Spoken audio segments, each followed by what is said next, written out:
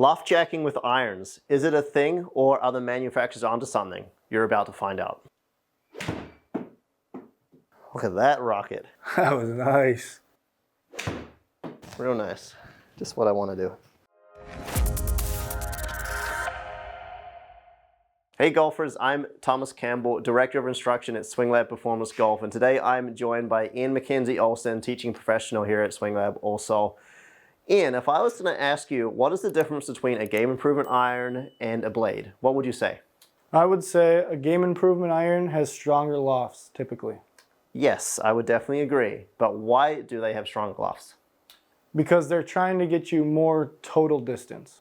Yes, you mentioned the word total distance. Total distance can definitely be a concern because what we really want to do is we want to get the ball up in the air so the ball can stop on the green. Sometimes players are playing clubs with the lofts are too strong, and we've definitely noticed kind of as the industry has kind of evolved here in the last few years, that loft just seems to be sneaking stronger and stronger and stronger in a game improvement iron. Is it a good thing? Well, we're about to find out and kind of compare this and see what happens when I compare, a slower club speed and a faster club speed with two completely different irons. For this test, no reason why I've chosen Cobra or anything like that, but I have the Cobra Aerojet 7 iron, 26.5 degrees of loft. It's quite strong. Yep. And then I also have the Cobra King MB 7 iron, 34 degrees of loft. Now these are two completely different irons. They fit into two completely different category of players. Let's face it, the better players out there will play a blade. They deliver the club better. They compress the ball. Where your higher handicap golfers, someone that maybe struggles to hit the middle of the face as much, they probably don't compress it quite as much. They may flip out a little bit more. We're going to talk about dynamic loft and how dynamic loft influences performance.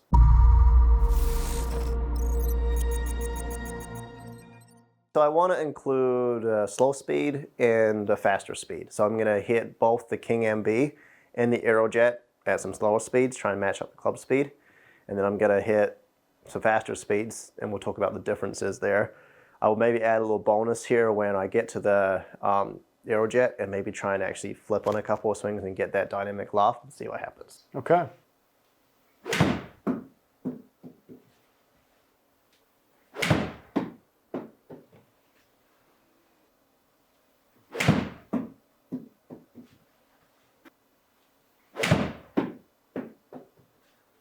All right, Thomas, you hit 4 shots.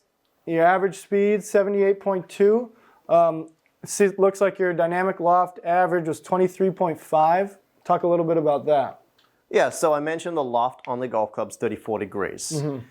What the better golfers do when they're coming through is they get to a point where at impact, they're compressing the ball. Notice how at impact that shaft's leaning forward. It's not hanging back. We're not trying to add loft, or it's not even like this at impact.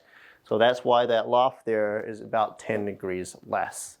So that's interesting to know when I'm swinging at 78 miles an hour. You'll notice the landing angle 42 degrees.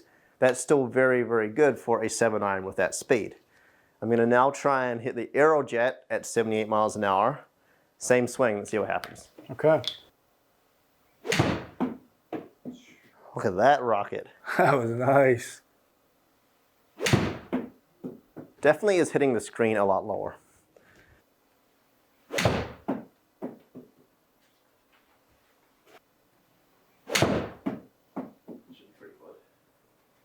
All right, pretty similar club speed, so you did a good job there. Now I'm looking at dynamic loft, and we're seeing a very significant decrease. Your average with the Aerojet, 16.7 degrees.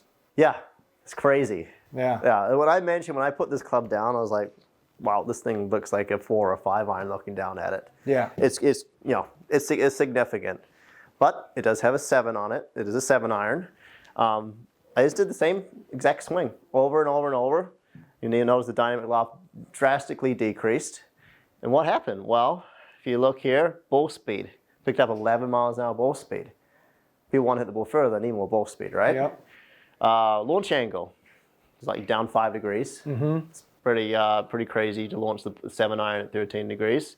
Spin went down by 1,000 RPMs because there's less loft on the club.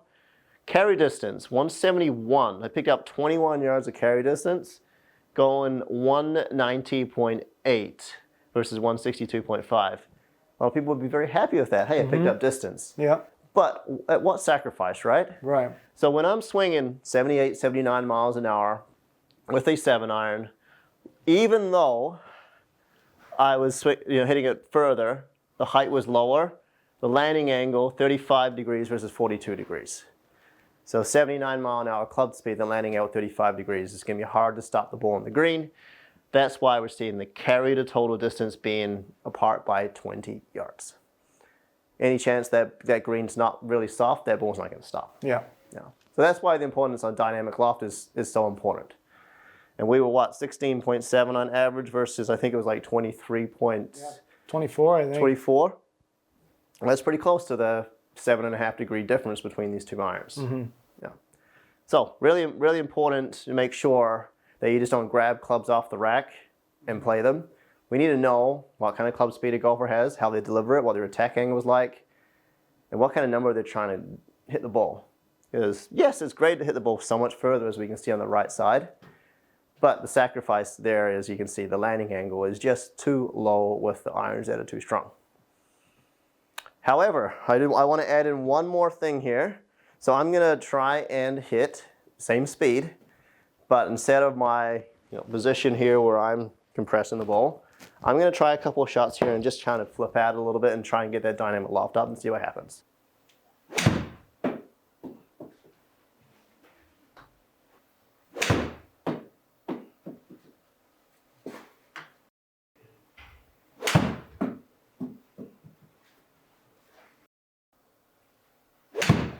Oh, I hit that one good. All right, so, kept a pretty good speed, pretty consistent speed. Like we talked about, you're flipping a little bit more at this end goal, trying to get dynamic loft up, and you did just that. You averaged 23.7, pretty similar to what your dynamic loft was with the MB. Talk a little bit about that. Yeah, I mean, it's basically the exact same dynamic loft with the MB versus this with what felt like I was kind of hanging back on and flipping it. Same club speed, same ball speed, 105.6, 106.1. Interesting, the spin's obviously a little bit lower, but look at the carry distance and the total distance. Kind of pretty close there, right? 154.8 versus 150. Right. Still went further than my particular iron, because my particular iron does spin a little bit more. But you'll definitely kind of notice that I did pick up a little extra height, so 77 feet in the air, even though I was swinging a little bit slower with compared to my kind of lofted iron at 34 degrees. So let's see my normal club speed, which is usually around about 90 miles an hour for a 7-iron with a stronger lofted game improvement iron. See what happens to the numbers. All right. I miss-hit that. But a pretty good miss-hit, right?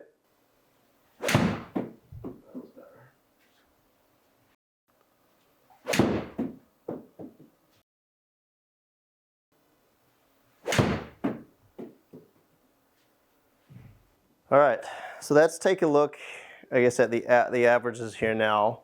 I think I was at what, about 16.5 on the dynamic loft before when I was hitting the Aerojet with slower speed. Yeah, 16.7. So this is 17. So this is pretty close. 90 mile an hour club speed, ball speed is kind of up there. So with more speed, I generated a little bit more spin, and then you'll notice a little bit more height. But the landing angle at 42 degrees still is a little bit of a concern. So even with my speed now 90 miles an hour, still not the best stopping power. 42 degree landing angle is not great.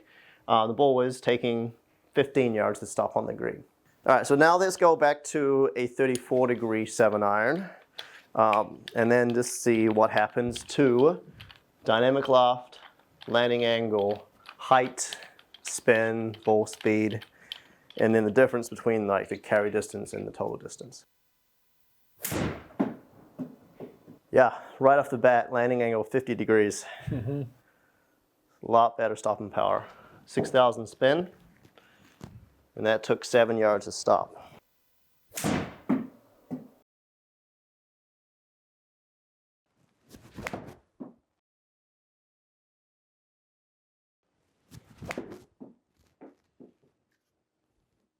Yeah, I mean, those 4 swings felt good.